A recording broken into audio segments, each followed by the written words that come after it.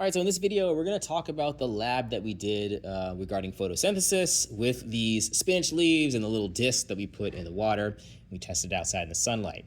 So I didn't really give you too much information. One of the first things I asked you in class was, how does a tiny seed become such a huge, gigantic tree? Where does all that mass come from, right? And you guys gave me a couple of different answers. We're going to talk about that in a little bit. But then later, before we did our lab, I had you write in your notebooks, how do you prove a plant is breathing out oxygen? So both of these questions are sort of related. And on the table right here, you see all of the ingredients necessary for something called photosynthesis, with the exception of one thing, which is outside right now. So the next question I want to ask you before we move on is, what does a plant need to grow? What does a plant need to grow? So go ahead and take a moment right now to list all the stuff that you think a plant needs to grow a small seed, right? So you guys said a lot of things. I'm sure you guys probably said a few of the key things, right? Most of you know that a plant needs sunlight, right? Sunlight to grow. And most of you also said a plant needs water. Plants cannot grow without water. We have sunlight, we have water, and the other thing that kids usually say about how does a plant need to grow is they need soil, right, or nutrients, right, or nutrients in the soil, right? And I had a couple of kids as well, when I asked this question before, they said that they need animals, right, the worms and bugs inside of the dirt. So I would say that those are the nutrients, right? The animals make the soil a little bit nutrient rich.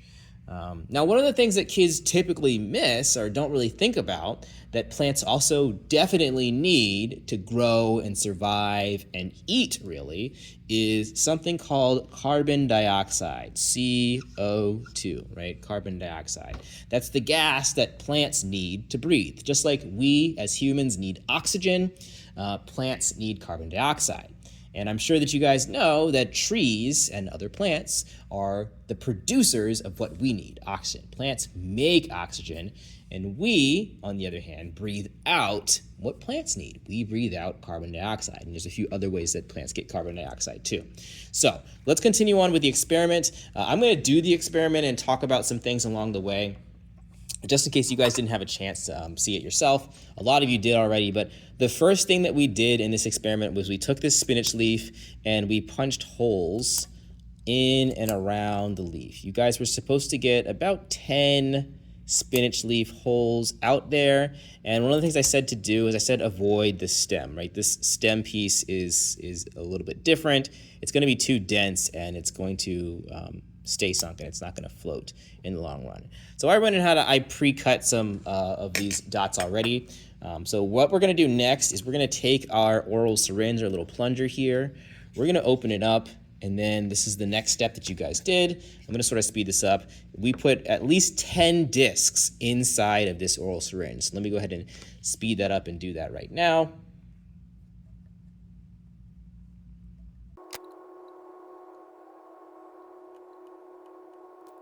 Okay, so there we go. We have 10 discs in here. I put in one extra one for good luck right there. So next I'm going to sort of tap it to get all those leaves at the bottom right there. And then next I'm going to take my plunger and I'm going to plunge it all the way down, making sure that I don't crush those leaves right there. You can see that most of them are on the bottom, and the ones that aren't, I'm just going to push them down until we get to the bottom. I'm not going to crush the leaves, but I'm going to get pretty close, right about there. So next, we need our next ingredient. So this is our next ingredient right here. Now, this isn't just water. This is water with baking soda. If we did this experiment with just water, it would not work. And I'm going to tell you why in a second. I'm not going to do it. You guys can test this out on your own if you don't trust me. But we'll talk about why in a second. But first, let's go ahead and scoop up the water. We're going to scoop up the water. Okay. We have all of our spinach leaves right there. You see they're floating in the water, right? So the reason why they're floating is because A, they're less dense than water, and two, they have a little bit of oxygen in them. So what we want to do is we want to suck out all of that oxygen. We want to suck out all that air in the leaves so that they sink. So if I turn this upside down, right? Pull it back a little bit so you guys can see. Now those leaves are at the top, right? Those leaves are at the top. So I'm going to go ahead and do the vacuum method. I'm going to hold my thumb here. I'm going to pull back. I'm going to shake.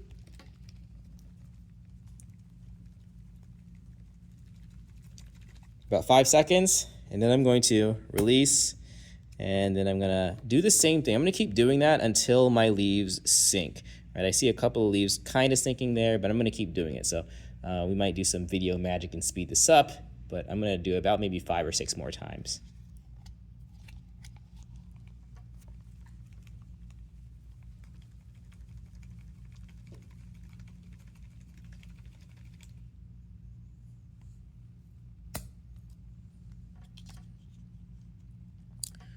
So you can see here, most of the leaves are still at the top. Some of them are starting to want to sink, but they're not going down yet. I want to show you again here. I'm getting a couple more leaves after my third shake.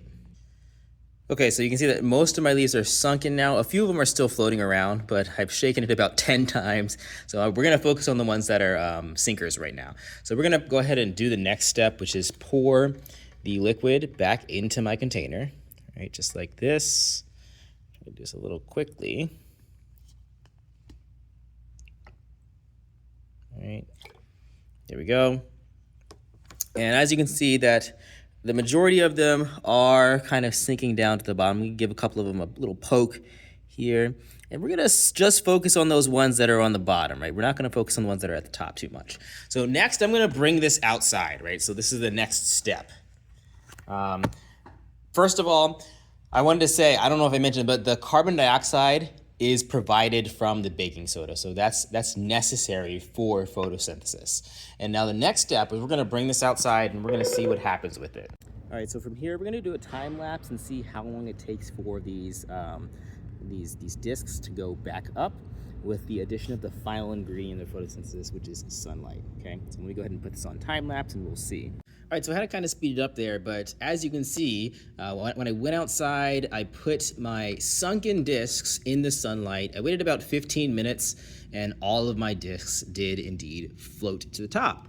So why is that? Well, the reason why is because of the photosynthesis formula. So the photosynthesis formula, let's go ahead and write that down. You guys are gonna have to write this down as well. Pretty simple, right? All right, so before I continue, I want to take a moment to just check in with you guys here. The next thing I want you to do is make sure that you have this Canva filled out up to this point. You should have already talked about what you think a plant needs to grow, whether that's right or wrong. Doesn't matter. I want at least 2 of what you think it needs to grow. You should have put a picture of each of the items and ingredients we used for the experiment.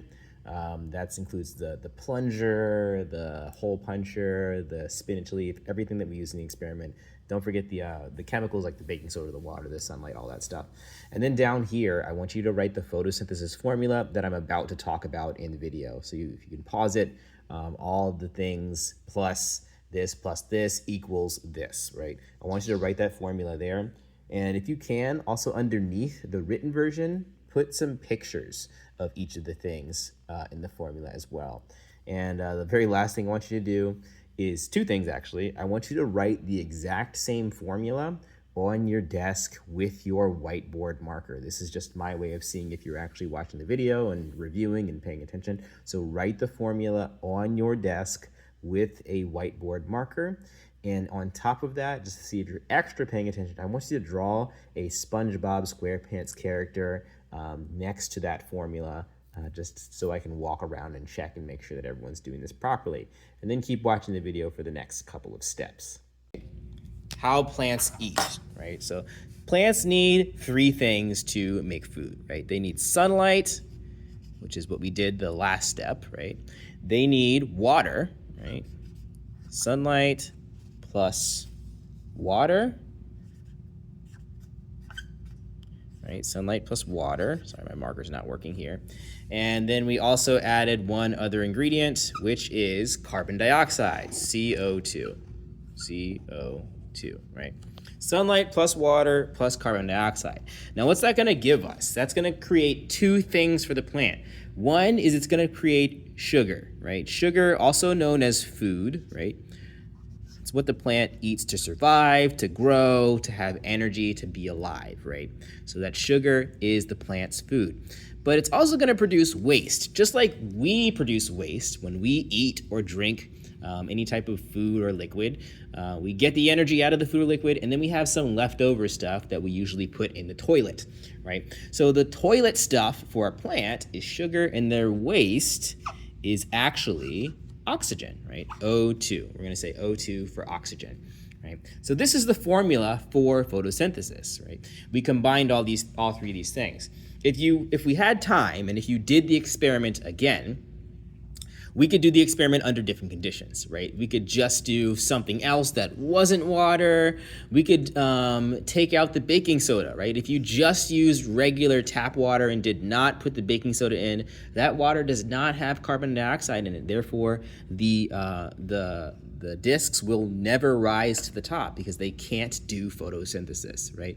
And same thing, if we were to do this experiment the same way and we use the CO2, but we put it in a dark drawer, we could wait 15 minutes, we could wait 15 hours, but those discs will never go to the top because you need all three of these things, the sunlight, the water, and the CO2 to make sugar and oxygen. Now, the final thing I want to say is, why do the plants float to the top, right? So one of the things that I'm not sure if you noticed when you did the lab experiment is in the bottom where your discs were originally, you could see little tiny bubbles forming on the discs.